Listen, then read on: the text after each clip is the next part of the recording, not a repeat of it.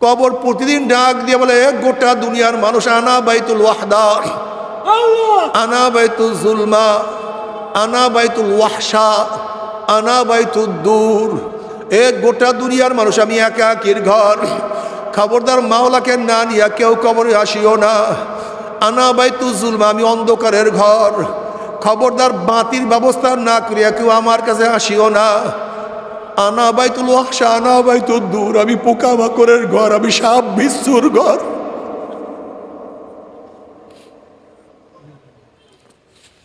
বাবারে, আমাদের ঈমান এত দুর্বল। উসমান গনি রাদিয়াল্লাহু তাআলা আনহু কবর দেখলে এমন ভাবে কাঁদতেন, দাড়ি ভিজিয়া ভিজিয়া পানি পড়তো। সাথীরা প্রশ্ন, হযরত কবর দেখলে এত বেশি কেন কাঁদেন? বলে, আমার সাথীরা আখিরাতের যতগুলি ঘাঁটি আছে এর মধ্যে প্রথম ঘাঁটি কবর। এই কবর যার সাথে ভালো ব্যবহার করবে, আশা করা যায় পরবর্তী ঘাঁটিগুলিতে তার সাথে ভালোই ব্যবহার হবে। আর কবর যদি কারোর সাথে খারাপ ব্যবহার শুরু করিয়া দেয়, আর তো উপায় হবে না। আল্লাহ আমাদের সবাইকে মাফ করিয়া দাও। এই কবরের মধ্যে হাজার হাজার বছর থাকতে হবে। এরপরে কিয়ামতের ময়দান। ওয়া আম্মা মান উতিয়া কিতাবাহু বিশিমালিহি ফায়াকুলু ইয়া লাইতানি লাম উতা কিতাবিয়া ওয়া লাম আদরি মা হিসাবিয়া ইয়া লাইতাহা কানাতিল কাযিয়া মা আগনা আন্নি মালিয়া হালাকা আন্নি সুলতানিয়া খুযুহু ফাগুল্লুহু সুম্মাল জাহিমা সাল্লুহু সুম্মা ফি সিলসিলাতিন যারউহা ৭০ যিরাআন ফাসলুকুহু। যাদের আমলনামা বাম হাতে পড়িয়া যাবে, বাম হাতটা সিনা ফাড়িয়া পিছনে চলিয়া যাবে, বলবি ইয়া লাইতানি লাম উতা কিতাবি, আফসোস যে আমি আমার আমলনামা না পাইতাম, আমি হিসাবের সম্মুখীন না হইতাম। এত নামাজ কাজার গুনাহ, এত রোজা ছাড়ার গুনাহ, এত বেপরদার গুনাহ, এত জেনার গুনাহ, এত সুদের গুনাহ, এত ঘুষের গুনাহ, এত হারাম কবিরা গুনাহ। ইয়া লাইতানি লাম উতা কিতাবিয়া ওয়া লাম আদরি মা হিসাবিয়া, যদি আমি হিসাবের সম্মুখীন না হইতাম। ইয়া লাইতাহা কানাতিল কাযিয়া, আফসোস যদি কবর আমার শেষ ঠিকানা হইয়া যাইতো, কিয়ামত উঠতে না হইতো। মা আগনা আন্নি মালিয়া, কোথায় আমার মাল, কোথায় আমার জমি, কোথায় আমার টাকা, কোথায় আমার দোকান?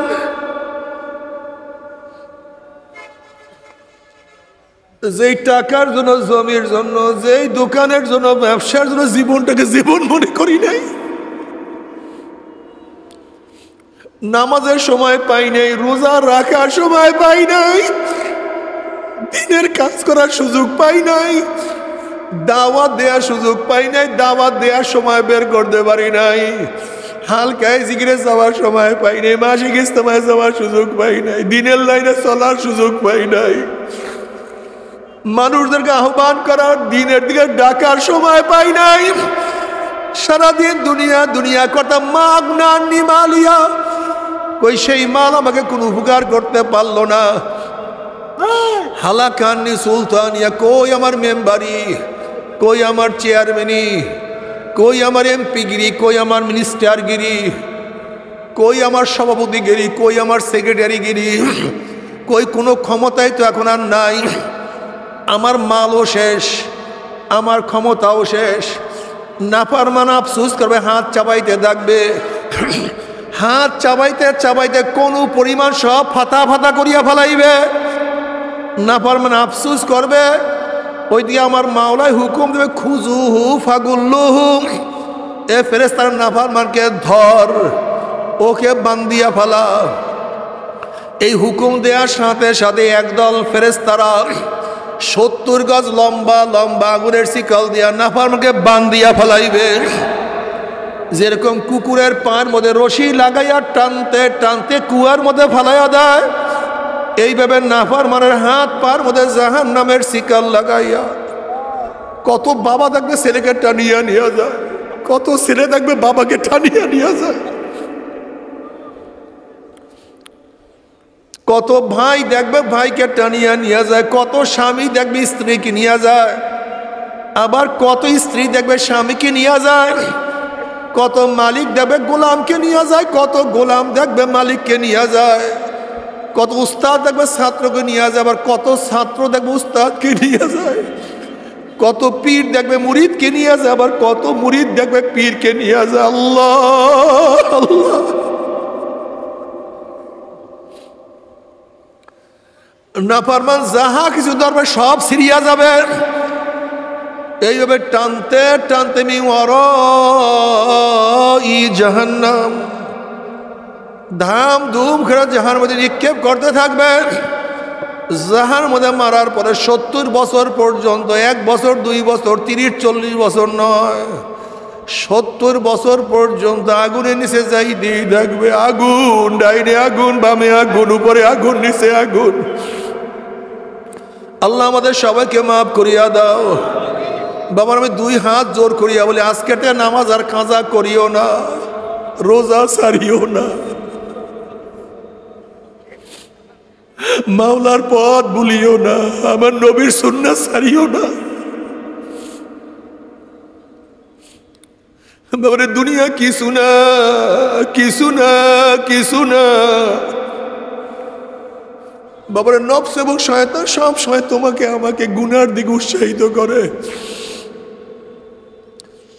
একটু সবুর করো, একটু ধৈর্য ধরো। যেরকম পরীক্ষার্থী পরীক্ষার আগে বহুত কষ্ট করে, রেজাল্টের পরে চেহারা উজ্জ্বল হয়ে যায়, ঠিক এখন একটু কষ্ট করো, জান্নাত দেখার সাথে সাথে কি যে খুশি হবা।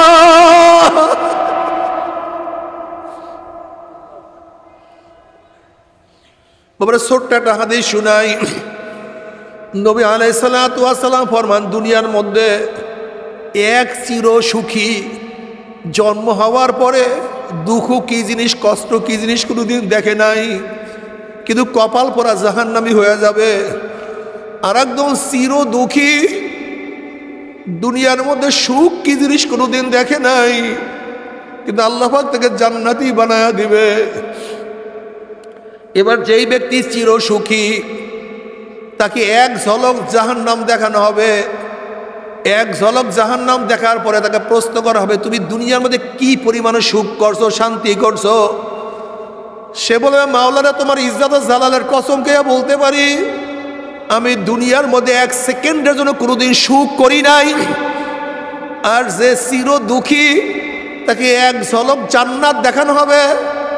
ওই জান্নাত দেখার সাথে সাথে তাকে প্রশ্ন করা হবে, তুমি দুনিয়ার মধ্যে কি পরিমাণের দুঃখ কষ্ট করছো, কি পরিমাণে অশান্তি ভোগ করছো? সে বলবে, মাওলা হে তোমার জাতে পাকের কসম খেয়ে বলতে পারি, আমি দুনিয়ার মধ্যে 1 সেকেন্ডের জন্য কোনোদিন দুঃখ কষ্ট করি নাই। অর্থাৎ জান্নাতের নেয়ামত এত মারাত্মক, এক ঝলক দেখার সাথে সাথে দুনিয়ার কষ্ট ভুলিয়া যাবে। আর জাহান্নামের কষ্ট এত মারাত্মক, এক ঝলক দেখার সাথে সাথে দুনিয়ার সমস্ত সুখ শান্তি ভুলিয়া যাবে।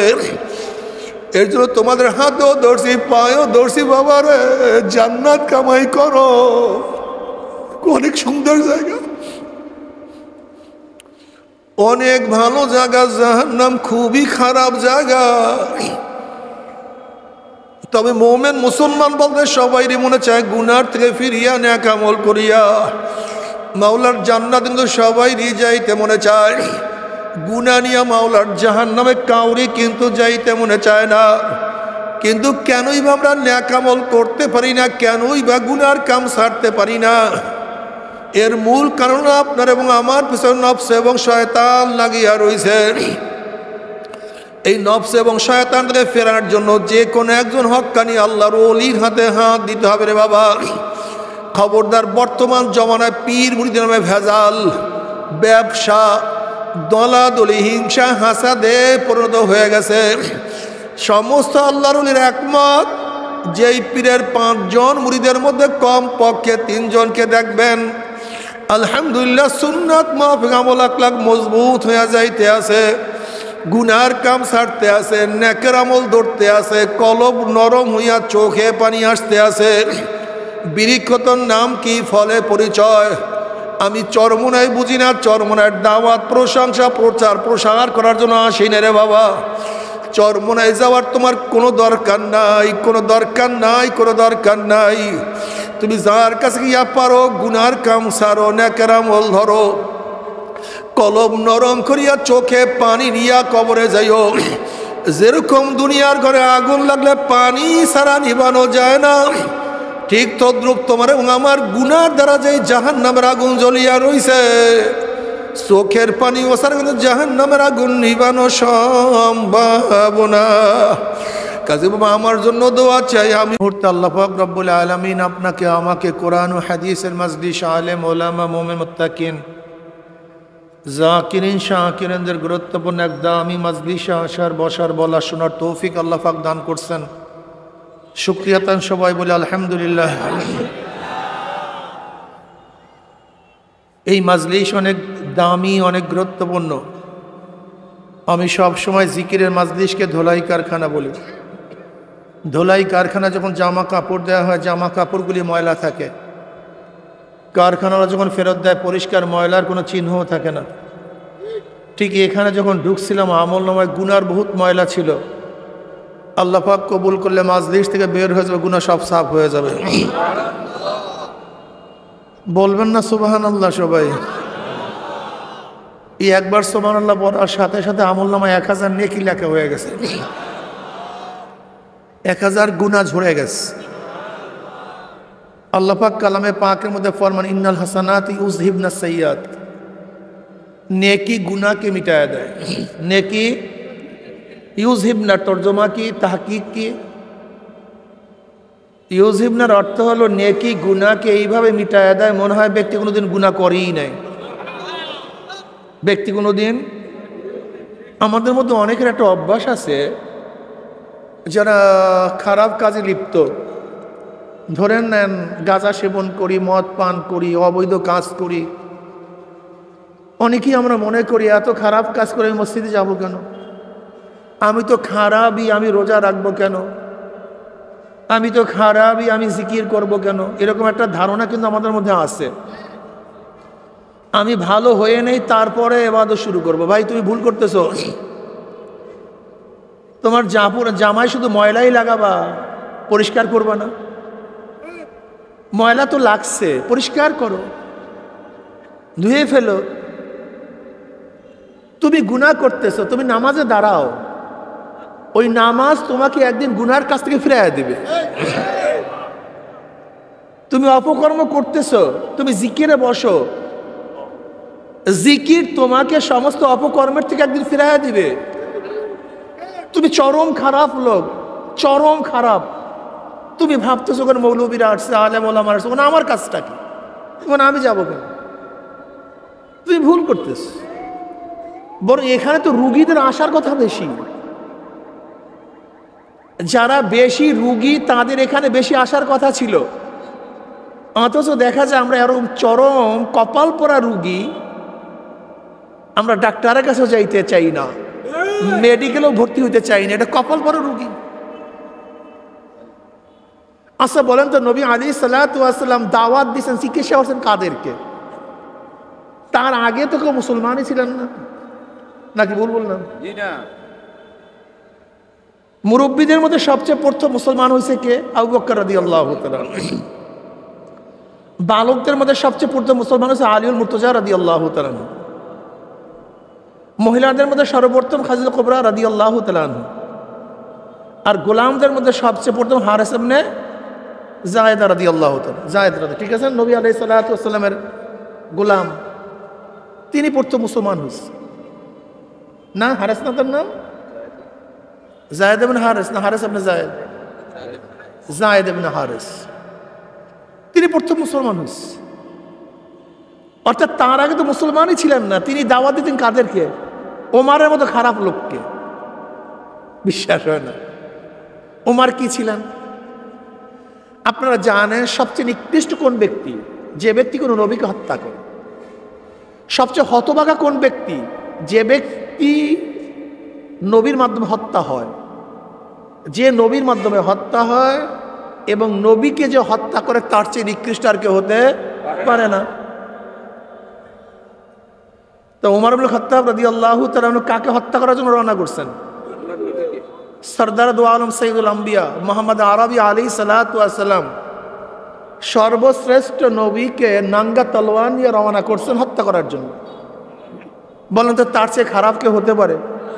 কিন্তু এই ব্যক্তিকেই নবী আলাইহিস সালাতু ওয়াস সালাম দাওয়াত দিয়ে কি অবস্থায় পৌঁছাইছেন?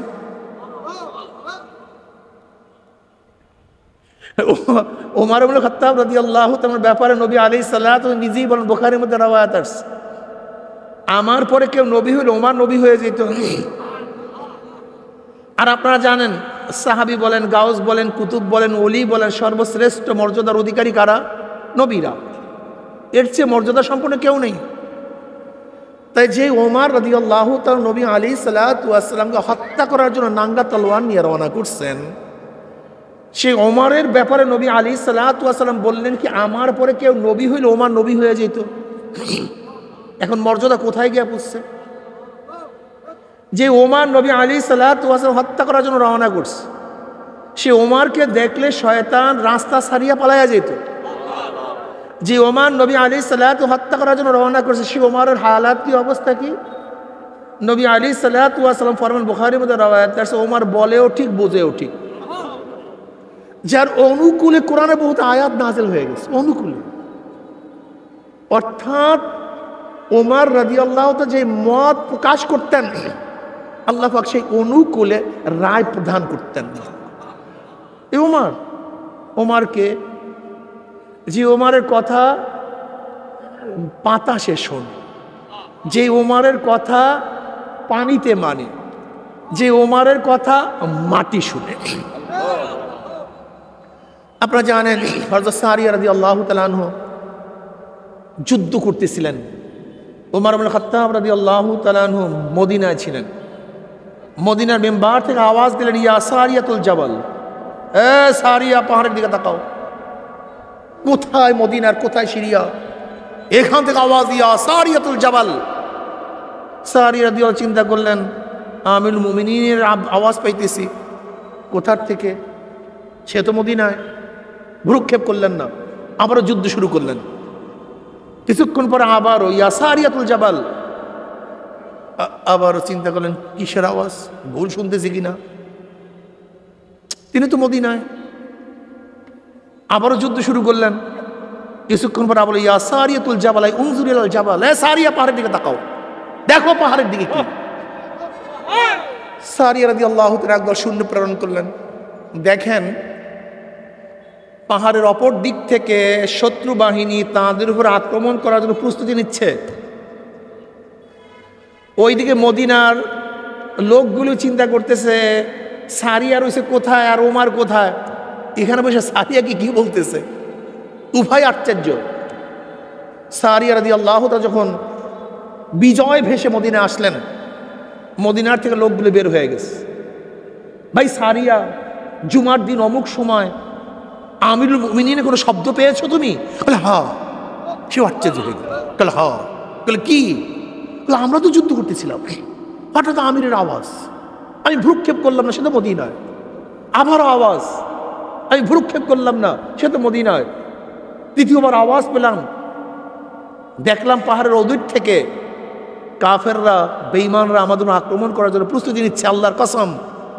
ওই সময় যদি আমিরুল মুমিনের আওয়াজ না পাইতাম তাহলে একজন আমরা জিন্দা মদিনায় ফিরতে পারতাম না। উমার আওয়াজ দেয় কোথায়?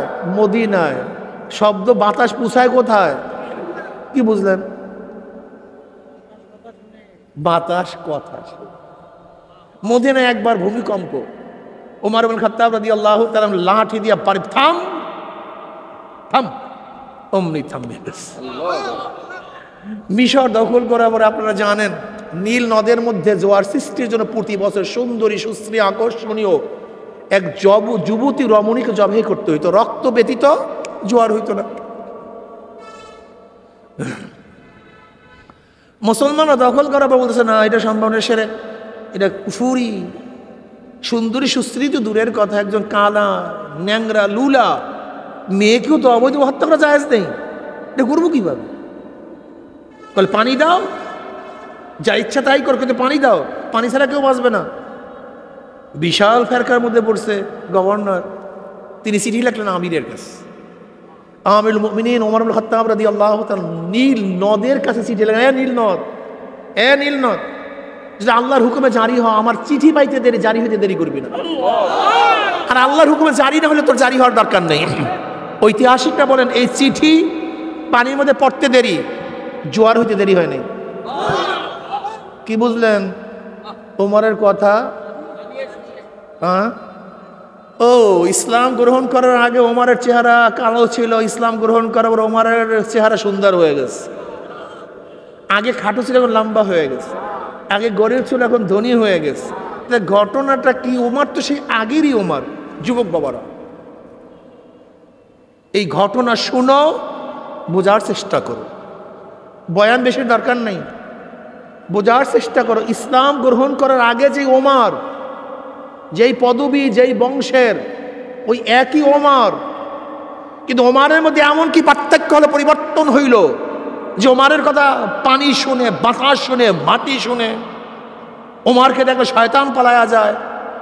ওমরের অনুকূলে আল্লাহ পাক রব্বুল আলামিন কোরআন নাজিল করেন। ওমরের চক্ষু পরিবর্তন হয় নাই, কান পরিবর্তন হয় নাই, নাক পরিবর্তন হয় নাই, চেহারা অবয়ব পরিবর্তন হয় নাই। ওমরের ভিতরে একটা কলব আছে, সেই কলবটা পরিবর্তন হয়ে গেছে। আসলে কলবের চিন্তা কার মধ্যে নেই। আর যুবকরা এখন কলবের বয়ান শুনতেও চায় না, ভালো লাগে না, আধুনিক হইতে চায়। কি বয়ান চাই? যেখানে সিগারেট খাওয়ার ডিজাইন থাকবে, যেখানে নায়ক নায়িকাদের উদাহরণ আসবে, যেখানে ছেলেরা হাসবে, এই বয়ান এখন আমরা চাই। তোমাদের মাথার মধ্যে একটা জিনিস রাখতে হবে, ইসলাম কোনোদিন আধুনিক হতে পারে? ওই পুরান ইসলাম পুরানই থাকবে, না আধুনিকতা বলতে কিচ্ছু নেই। আধুনিকতা বলতে ইসলামের মধ্যে কোনো শব্দই নেই। মডারেট ইসলাম বলতে কোনো শব্দ, যদি বলো মডারেট ইসলাম, সাথে সাথে তোমাকে মানতে হবে যে নবী নতুন আসছে। কারণ ইসলামকে পরিবর্তন করার জন্য আরেকজন নবী ব্যতীত কথা কয় না কেন? হ্যাঁ, এক তিল পরিমাণ, এক তিলের 1 কোটি ভাগের 1 ভাগ পরিমাণ পরিবর্তন করার, বর্ধিত কমতি করার ক্ষমতা কার আছে? ওলামায়ে কেরাম। কি লাগবে আরেকজন? হ্যাঁ, নবী জিনিসটা কি, শরিয়াত জিনিসটা কি তোমরা জানো? দিন পরিবর্তন হয় না, শরিয়াত পরিবর্তন হয়। দিন মানে ইমানের কথা বলছি আমি। ইমান সব যুগে, সব সময়, সব কালে সমান। নবী আদম আলাইহিস সালাতু ওয়াস সালাম থেকে শুরু করে আমার নবী পর্যন্ত প্রত্যেকের ইমান সমান। আল্লাহ কয়জন? আদম মানতেন কয়জন? নবী ইব্রাহিম আলাইহিস সালাতু ওয়াস সালাম আমার নবী। ইমানে কোনো পার্থক্য নেই। জান্নাত তারা মানতেন কি মানতেন না? আমার নবী। জাহান্নাম আদম আলাইহিস সালাম মানতেন কি মানতেন না? আমার নবী। ফেরেশতা মানতেন কি মানতেন না? আমার নবী। মিজান মানতেন কি মানতেন না? উসরাত মানতেন কি মানতেন না? কিয়ামত মানতেন কি মানতেন না? তাকদীর মানতেন কি মানতেন না? কোন নবীদের মধ্যে, কোন উম্মতের মধ্যে ইমানের কোনো পার্থক্য নেই। সমস্ত নবীদের ইমান এক, অভিন্ন। সমস্ত উম্মতের ইমান এক, কিন্তু সবাই শরিয়াত এক না। শরিয়াত কি? যেমন আদম আলাইহিস সালাতু জমানায় ভাই বোন বিবাহ জায়েজ ছিল কি ছিল না? এখন জায়েজ আছে। নবী মুসা আলাইহিস সালাতু জমানায় খুব তাসাদ্দুদ ছিল। ঈসা আলাইহিস সালাতু ওয়াসসালামের জমানায় খুবই নরমিয়াত ছিল। ঈসা আলাইহিস সালাতু জমানায় সুগার খাওয়া জায়েজ ছিল, মদ পান করা জায়েজ ছিল। এখন কি জায়েজ হবে? তাহলে শরিয়াত পরিবর্তন হয়। শরিয়াত কি হয়? আমার নবীর জমানার শরিয়াত পরিবর্তন হয়েছে। প্রথম যে শরিয়াত ছিল, পরবর্তী সেই শরিয়াত কি হয়ে গেছে? পরিবর্তন। এরকম হাজারো ঘটনা আছে। প্রথম যে শরিয়াত ছিল, পরবর্তী শরিয়াত পরিবর্তন হয়ে গেছে। একসময় পর্দা ছিল না, পরবর্তী পর্দা। একসময় মদ পান করা জায়েজ ছিল, পরবর্তী মদ হারাম হয়ে গেছে। এরকম হাজারো পরিবর্তন আছে, কথা ঠিক না? কিন্তু নবী আলাইহিস সালাতু ওয়াস সালাম দুনিয়াতে বিদায় হওয়ার পরে শরিয়াত যেইভাবে যেই রকমের আছে এর এক চুল পরিমাণ পরিবর্তন ঘটাবার ক্ষমতা কার আছে? যদি পরিবর্তন ঘটাতে চান কি লাগবে? তা আমার নবীর পর তো নবীই নাই। ভাই মাইক কমায়, আমার মাইক বাড়াইলেন কেন? এই বেয়াকুবগুলির একটা সমস্যা, বয়ান করা শুরু করলেই মাইকটার মধ্যে গান চাপ শুরু করবে।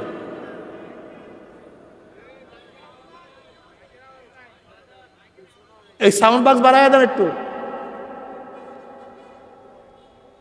মাইক দেশে কই? মাইক দেশে ওই মাথায় মাথায়, এখানে প্যান্ডেলের মধ্যে মাইক দেবে এতটুকু জানো না, সমস্যা। এখন শুনতেছেন? কি শুনতেছেন? আমি কি বলতে চাইছিলাম ভাই? শরিয়াতের কোনো পরিবর্তন যদি করতে চান তাহলে কি লাগবে? তা আমার নবীর পরে আর নবীর পরে নবী নাই, সংসদে আইনছে। আচ্ছা, কাদিয়ানীরা কাফের কেন? কি মানে না? হ্যাঁ, ভালো মতো বুঝিয়ে, নবী মানে না, এটা ভুল। হ্যাঁ,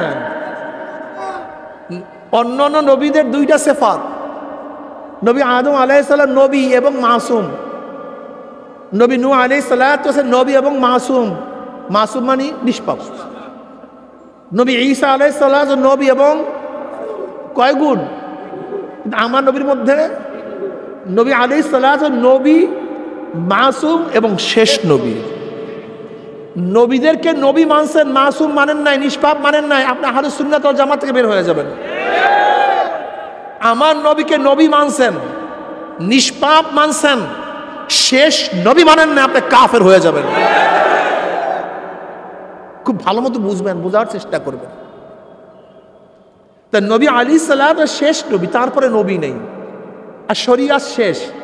এখন ইসলামকে মডারেট করবেন কিভাবে আমাকে বলেন তো? এটা পরিবর্তন করবেন কেমনে?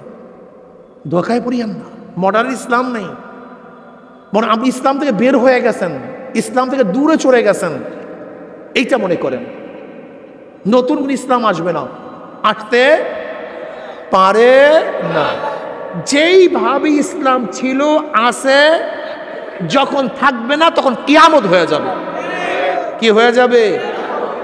আস্তে আস্তে ভালোর দিকে মানুষ যাবে না খারাপের দিকে যাবে?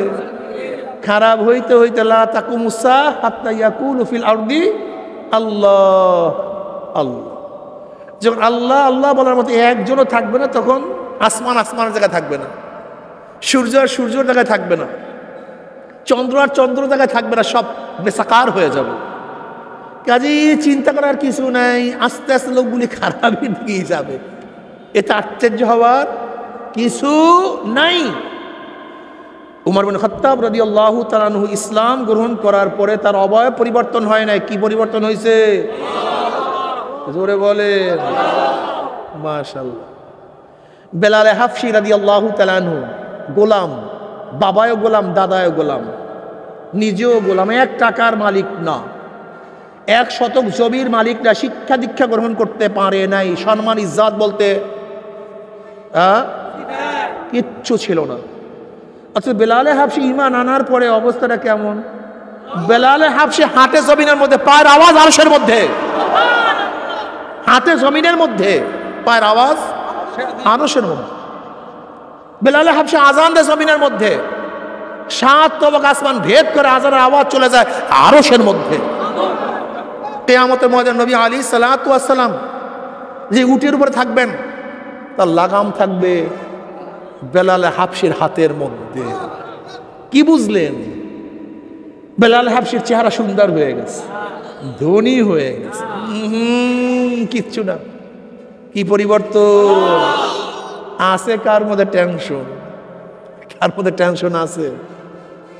শুধু চেহারা সাজাই, পারফিউম দেই, দামি সোনো মাখি, অত সাহাবাদের চেহারার মধ্যে মলিনতা ছিল, ধুলাবালি ছিল, কাপড় ময়লা ছিল। আসহাবে সুফফার অবস্থাটা কি ছিল? আসহাবে সুফফাদের অবস্থা হলো, একটা কাপড় উপরে দিয়ে টান দিলে নিচ খালি, নিচে টান দিলে উপর খালি, এই ছিল তাদের অবস্থা। তাদের গোরাবাদের অবস্থাটা কি? হযরত আবু হুরায়রা রাদিয়াল্লাহু তাআলা রওয়ায়াত করেন, বুখারীর মধ্যে বিভিন্ন রওয়ায়াত আসছে, ক্ষুধার্ত নামাজ পড়ার পরে মসজিদের বাহিরে চলে আসছি। ওমর ইবনে খাত্তাব রাদিয়াল্লাহু বের হয়েছেন, সালাম দিলাম আমি তাকে। আমি একটা মাসালা জিজ্ঞাসা করছি, মাসালা আমি আগেই জানি, জিজ্ঞাসা করছি কেন? মাসালার জবাব দিবে, আমার দিকে তাকাইবে, দেখবে জিভটা শুকনা, কথা বলতে পারি না, চেহারার অবস্থা খারাপ, ক্ষুধার্ত, আমাকে দাওয়াত দিবে, দুইটা খাবো। কিন্তু ওমর ইবনে খাত্তাব রাদিয়াল্লাহু তাআলা আনহু আমার সালামের জবাব নিছেন, মাসালার উত্তর দিছেন, কিন্তু দাওয়াত দেন নাই। আমি বুঝতে পারছি তার ঘরের মধ্যেও কিছু নেই। আবু বকর রাদিয়াল্লাহু বের হইছেন, আমি তাকে সালাম দিলাম, মাসালা জিজ্ঞাসা করলাম একই নিয়াতে, কিন্তু তিনি আমার মাসালার জবাব দিছেন, সালামের উত্তর দিছেন, চলে গেছেন, আমাকে দাওয়াত দেন নাই। আমি বুঝতে পারছি তার ঘরের মধ্যে আমাকে খাওয়ার মতো কিছু নেই। এবার নবী আলাইহিস সালাতু বের হইছেন, আমি তাকে সালাম দিছি।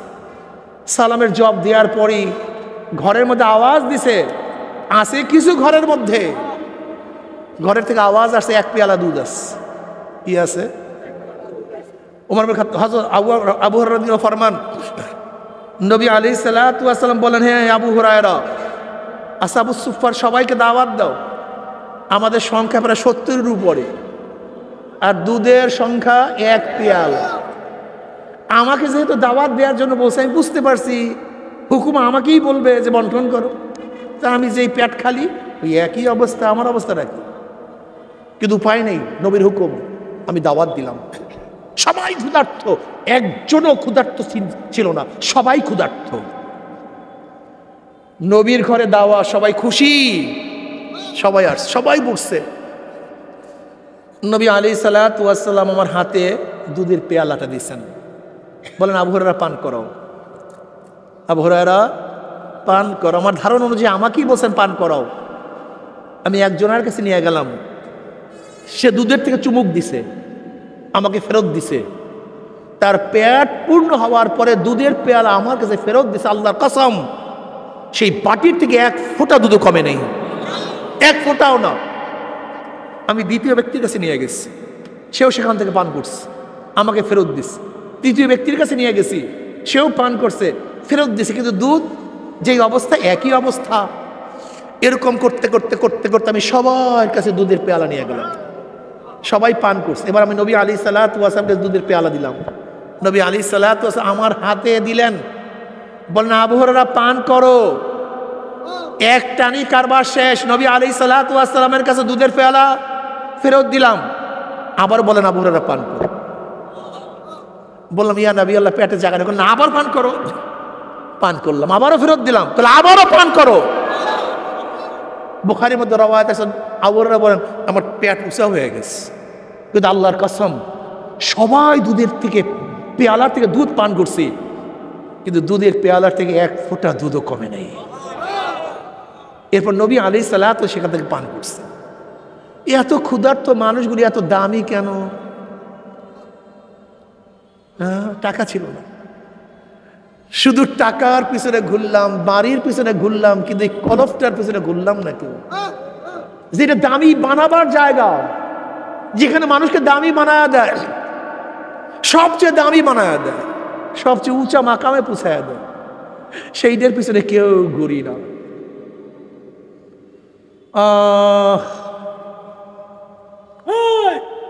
তুমি চেহারা দেখো, আমি চেহারা দেখি, আল্লাহ দেখে কি? তুমি আমি পোশাক দেখি, আমি পোশাক দেখি, তুমিও পোশাক দেখো, কিন্তু আল্লাহ দেখে কি? তুমি আমি মর্যাদা দেখি, সম্মান দেখি, ইজ্জত দেখি, আল্লাহ দেখে কি? ইন্নাল্লাহা লা ইয়ানজুরু ইলা সুওয়ারিকুম ওয়া আমওয়ালিকুম ওয়ালাকিন ইয়ানজুরু ইলা নিয়াতিকুম ওয়া কুলুবিকুম। আল্লাহ চেহারার দিকে তাকান, পোশাক দেখেন না। বাড়ি এটা খাস পোশাক না, ঝুপড়ি ঘর, কালো কুচ্ছিত সুন্দর, না আমেরিকার প্রেসিডেন্ট, না গোলাম। আল্লাহ কি দেখে? আর কলবটার অবস্থা কি? আর কলবটার অবস্থা কি? ইন্না ফিল জাসাদি মুদগাহ ইযা সালাহাত সালাহাল জাসাদু কুল্লু ওয়া ইযা ফাসাদাত ফাসাদাল জাসাদু কুল্লু আলা ওয়াহিয়াল কলব। বুখারীর মধ্যে রওয়ায়াত আছে, কলব ভালো সব ভালো, কলব খারাপ সব খারাপ। লা তা'মাল আবসারু ওয়ালাকিন তা'মাল কুলুবুল্লাতী ফিস সুদূর। এত সুন্দর বিল্ডিং তুমি দেখো না কেন? তোমার সামনে এত সুন্দরী সুশ্রী মেয়ে, তুমি দেখো না কেন? তোমার সামনে এত সুন্দর বাগান, তুমি দেখো না কেন? বাগানের দোষ নাই, তোমার চক্ষু অন্ধ। বিল্ডিং এর কোনো দোষ নাই, তোমার চক্ষু অন্ধ। ওর চেহারার কোনো ত্রুটি নাই, তোমার চক্ষু অন্ধ। তোমার সামনে এত সুন্দর আওয়াজ, তুমি কেন শোনো না? আওয়াজের কোনো ত্রুটি নাই, তোমার কান বহেরা। তোমার সামনে বিশ্বের সর্বশ্রেষ্ঠ ঘ্রাণ বের করা হয়েছে, তুমি কেন পাও না? ঘ্রাণের কোনো ত্রুটি নেই, তোমার নাক বন্ধ। তোমার জবানের মধ্যে দুনিয়ার সর্বশ্রেষ্ঠ খানা উঠে দেওয়া হয়েছে, কিন্তু তুমি কেন মজা পাও না? তোমার জবান খারাপ হয়ে গেছে। এই মাওলার আসমান, মাওলার জমিন, মাওলার সূর্য, মাওলার মাওলার এত নিদর্শনে, এত নেয়ামত, তুমি কেন দেখো না? তুমি কেন দেখো না? কারণটা কোথায়?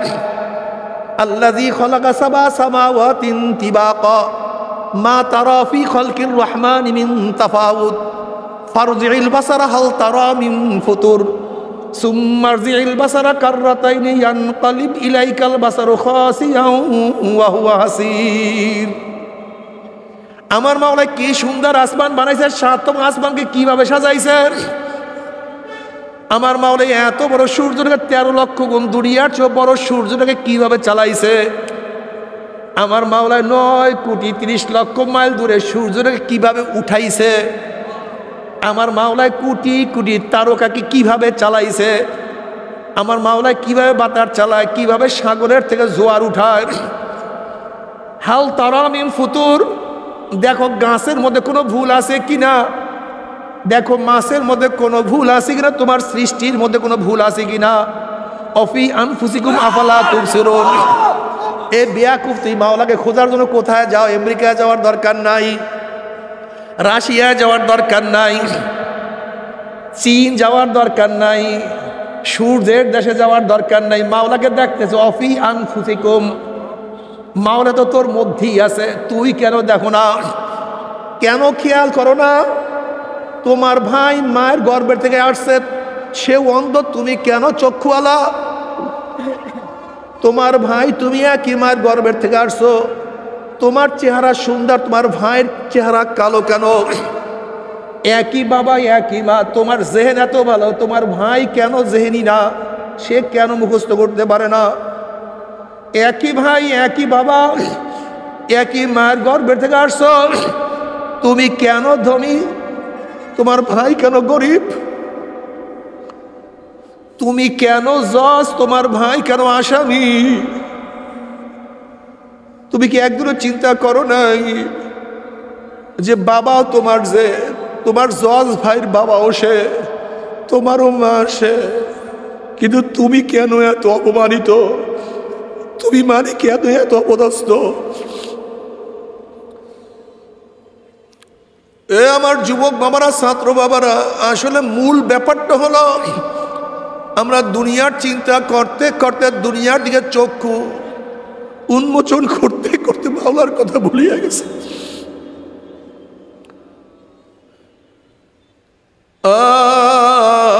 আমাদের চলন ফারণ দেখলে মনে হয় কোনোদিন মরবই না, কবরে যাবই না, কিয়ামত হবেই না, মিজান আবার কিসের।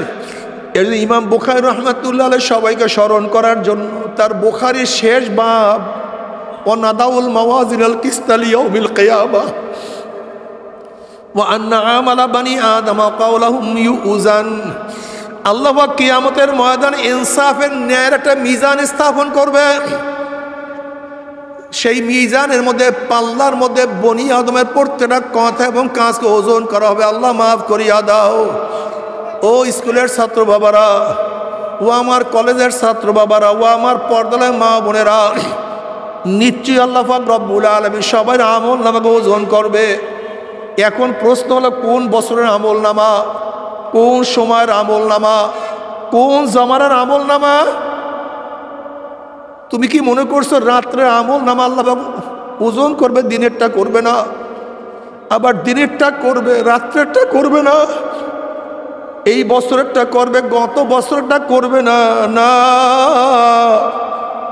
বালেগ হওয়ার পর থেকে মৃত্যুর আগ পর্যন্ত, বালেগ হওয়ার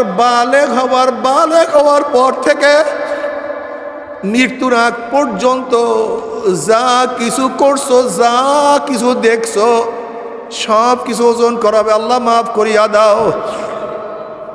আজকে স্কুলের ছাত্র বাবাদের হাল হাকিকাত দেখলে মনে হয় এরা কোনোদিন মরবি না।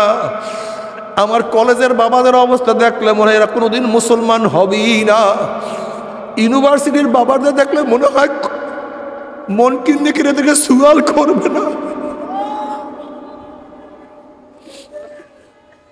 আমার রিক্সাওয়ালা, ঠেলাওয়ালা, অনেক কুলি মজদুর বাবাদেরকে দেখলে মনে হয় এদেরকে আল্লাহ কোনো প্রশ্নই করবে না। আমার বড় লোকদের অবস্থা দেখলে মনে হয় আল্লাহর সাথে চুক্তি করিয়া ফেলাইছে। আমার মা বোনদের অবস্থা দেখলে মনে হয় জান্নাতে তারা চলিয়েই গেছে। আল্লাহ,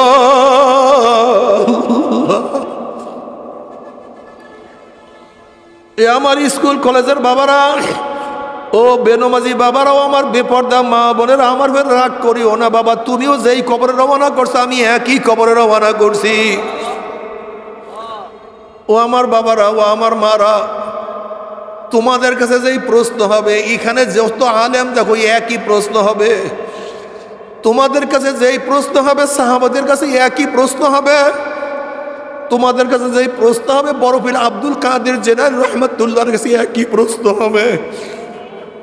মান রব্বুকা ওয়ামা দীনুকা ওয়ামান নাবিয়ুকা।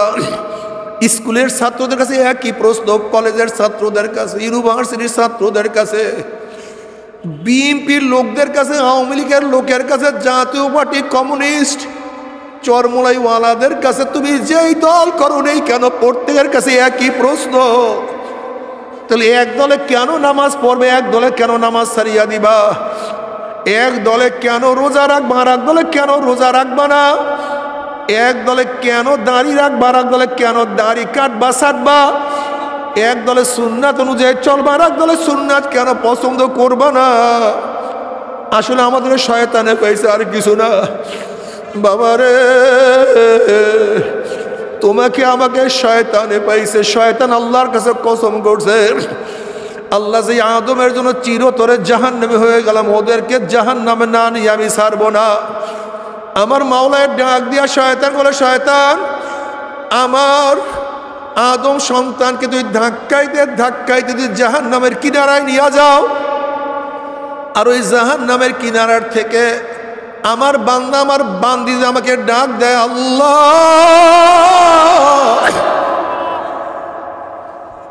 আল্লাহ আমাকে ধরো। আমার বান্দা বান্দি আমার দিকে হাত প্রসারিত করতে দেরি, হাত বাড়াইতে দেরি, আমি মাওলা হাতকে খপ করে ধরতে দেরি করব না। ও আমার যুবক বাবারা, মুরব্বী বাবারা, মনকে বুঝাও, নফসকে বুঝাও। নফস খুব খারাপ জিনিস, ও আমাদেরকে জাহান্নামে নেওয়ার জন্য পাগল হয়ে গেছে, সবসময় ওয়াসওয়াসা দিতে আছে।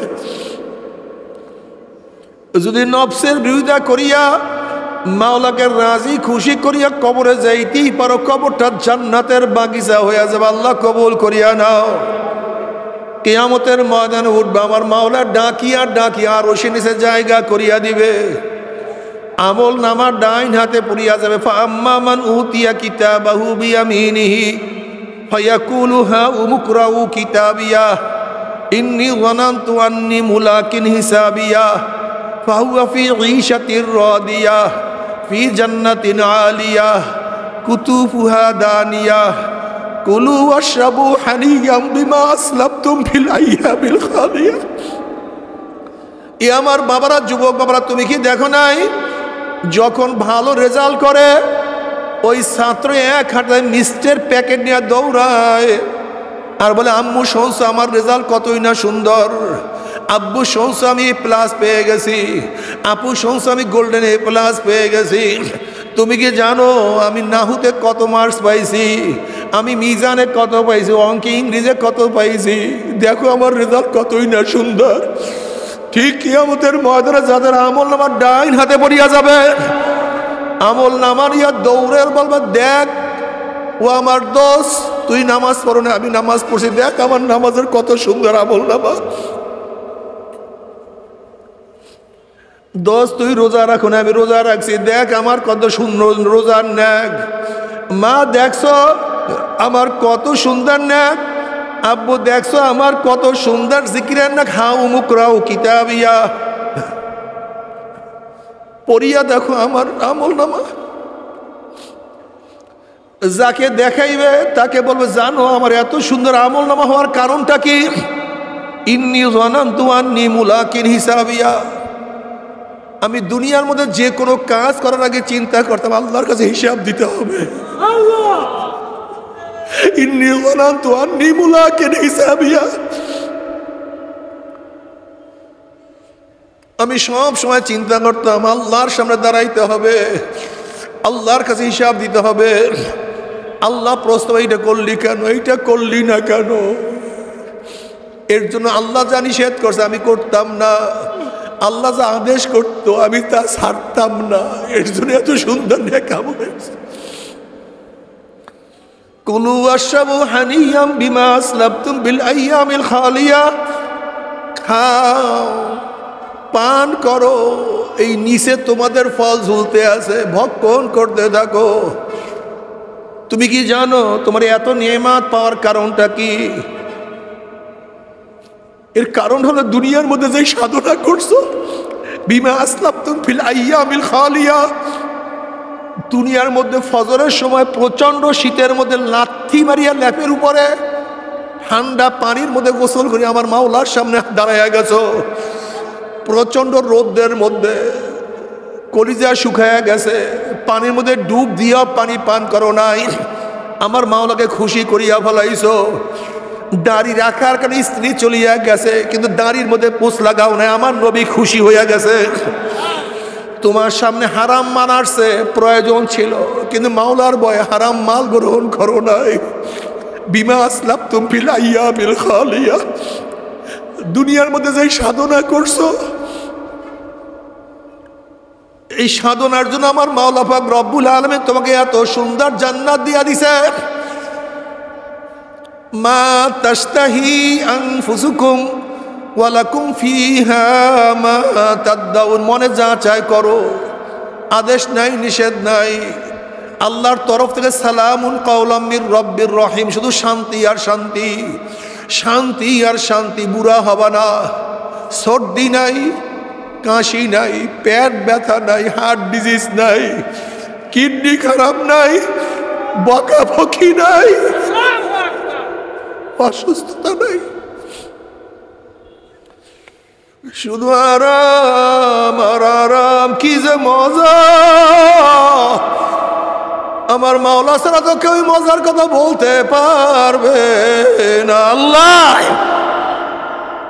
আল্লাহ তুমি আমাদের সবাইকে কবুল করিয়া নাও। কিন্তু আমার বেনমাজি বাবার ও হারাম খোরের দলের, দুনিয়ার পাগলের দলেরা, ঘুম থেকে ওঠার পর থেকে দুনিয়া, ঘুম থেকে ওঠার পর থেকে ব্যবসা, ঘুম থেকে ওঠার পর থেকে রিক্সা, গাড়ি, চাকরি, নৌকারি, এই দুনিয়া দুনিয়া করতে করতে করতে করতে ওই অবস্থায় ঘুমাইয়া পড়ছো। আবারও ঘুম থেকে উঠিয়া দুনিয়া শুরু করছো, আবারও ঘুম থেকে উঠিয়া দুনিয়া শুরু করছো। এরকম করতে করতে কারোর বয়স তো 30 হয়ে গেছে, কারোর বয়স তো 40 হয়ে গেছে, কারোর দাড়ি চুলগুলি পাকিয়া সাদা হয়ে গেছে। আল্লাহ মাফ করিয়া দাও। কেউ তো কবরের কিনারায় কিনারায় ঘোরাফেরা শুরু করছে, আল্লাহ মাফ করিয়া দাও। বাবার ওই গর্ত এমন এক গর্ত যেখানে একবার পড়লে কেউ উঠতে পারে নাই। দেখো না, তোমার আমার বাবা ওই গর্তে ঢুকছে আর বের হয় নাই, তোমার আমার দাদা চলিয়া গেছে তাদেরকে আর দেখি না, তোমার আমার ভাই চলিয়া গেছে তারা আর বের হইতে পারে নাই। ওইটা এমন একটা গর্ত যেই গর্তের মধ্যে একবার পড়লে আর কেউ দুনিয়ায় বের হইতে পারে না। ওই গর্তের মধ্যে আজকে হোক কালকে হোক একদিন না একদিন ঢুকতেই হবে।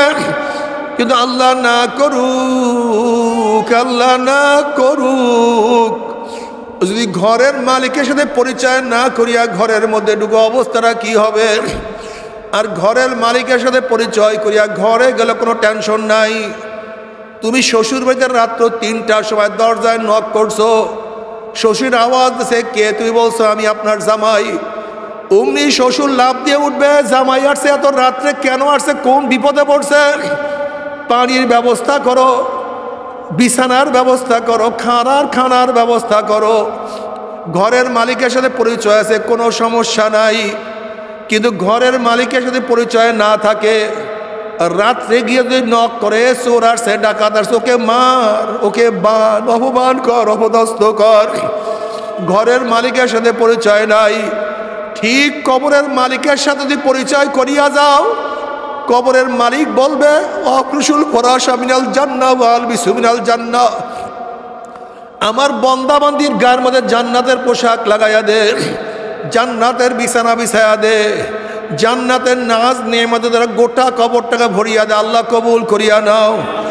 আর যদি ঘরের মালিকের সাথে পরিচয় না থাকে, অমনি ঘরের মালিক বলবে, শত্রু আসছে, আমার দুশ্মন আসছে, এ কবরের মাটি চাপ দে। অমনি কবরের দুই পেশের মাটি এত জোরে চাপ মারবে, আল্লাহ মাফ করিয়া দাও, আল্লাহ ক্ষমা করিয়া দাও। এ ফেরেশতারা, আমার দুশ্মন আসছে, কবরের মধ্যে আগুন ধরাইয়া দে। বাবারে, তোমার আমার কবরের কোনো টেনশন নাই। বুখারীর মধ্যে রওয়ায়াত আসছে, আসমা বিনত আবু বকর রাদিয়াল্লাহু তাআলা আনহুমা তিনি রওয়ায়াত করেন, নবী আলাইহিস সালাতু ওয়াস সালাম খুতবা দেওয়ার জন্য, বয়ান করার জন্য দাঁড়াইলেন। যখনই কবরের বয়ান শুরু করছেন, দাজ্জাল মুসলিমুনা দাজ্জাতান, মুসলমানদের মধ্যে চিল্লাচিল্লি শুরু হয়ে গেছে, এরকম কান্নাকাটি চিল্লাচিল্লি শুরু হয়ে গেছে। নাসাঈ শরীফের মধ্যে রওয়ায়াত আছে, রাবি বলেন, সাহাবাদের চিল্লির কারণে, আওয়াজের কারণে নবী আলাইহিস সালাতু ওয়াস সালাম বয়ান আমরা শুনতে পাইতেছিলাম না। যখন বয়ান শেষ, চিল্লাচিল্লি বন্ধ, আমি কাছের একজনকে প্রশ্ন করলাম, নবী এমন কি বয়ান করলেন যে সাহাবাদের মধ্যে এরকম হায়াবাত কেন শুরু হয়ে গেছে? তখন ওই কাছের ব্যক্তি বলছেন, নবী বয়ান করছেন, অচিরেই কবরের মধ্যে দাজ্জালের ফিতনার মতো ফিতনার সম্মুখীন হইতে হবে। শুধু এই বয়ান শোনার সাথে সাহাবাদের মধ্যে কান্নাকাটির রোল পড়িয়া গেছে। অথচ আজকে তোমার আমার কবরের কোনো টেনশন নাই, কোনো চিন্তা নাই, কোনো ভাবনা নাই। নবী আলাইহিস সালাতু ওয়াস সালাম একদল যুবকের কাছ থেকে রওনা করছেন, দেখেন তারা হাসি তামাশার মধ্যে লিপ্ত। নবী আলাইহিস সালাতু ওয়াস সালাম বলেন, হ্যাঁ যুবকরা, নিশ্চয়ই তোমরা কবরের কথা ভুলিয়া গেছো। জানো কবর প্রতিদিন ডাক দিয়া কি বলে?